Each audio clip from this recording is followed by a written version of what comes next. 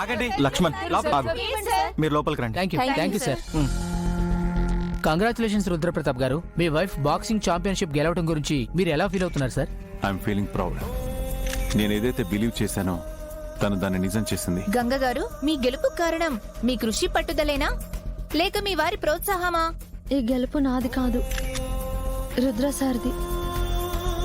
నా మీద నాకే నమ్మకం లేని సమయంలో నాలో టాలెంట్ గుర్తించి నేను సాధించగలనని నమ్మి నన్ను ఎంకరేజింగ్ చేశారు, నన్ను గెలిపించారు.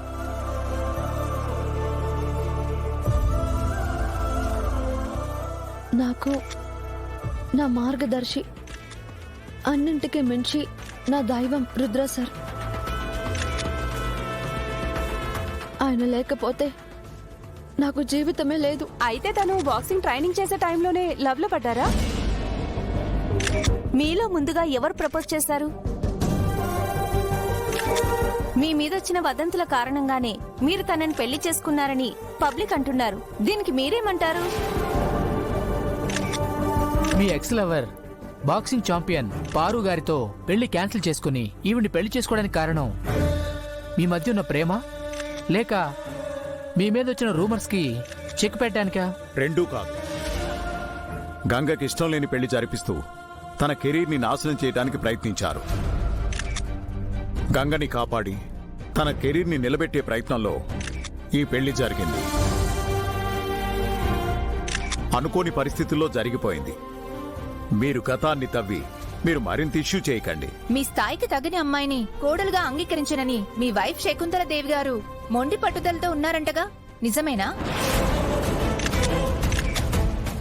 అందుకే వీళ్ళని ఇంట్లోకి రానివ్వకుండా ఉన్నారా? అంటే ఈ పెళ్లి కారణంగా మీ కుటుంబంలో కలతలు గొడవలు మొదలయ్యాయని అనుకోవచ్చా? ఇంతకీ పెళ్లిని మీరు యాక్సెప్ట్ చేస్తున్నారా లేదా? లేదా అందరి ముందు అంగీకరించినట్టు నటించి తర్వాత తనను వదిలించుకుంటారా? మీరు అడుగుతున్న ప్రశ్నకు అసలు అర్థమే లేదు. మేమంతా ఈ పెళ్లిని అంగీకరించాం కాబట్టే మీడియా ముందుకొచ్చాం. మీరంతా ఉన్నారు సరే, కోడలికి హారతిచ్చి ఆహ్వానించాల్సిన అత్తయ్య గారు లేరు కదా? అంటే శకుంతలాదేవి గారికి ఈ పెళ్లి ఇష్టం లేదా?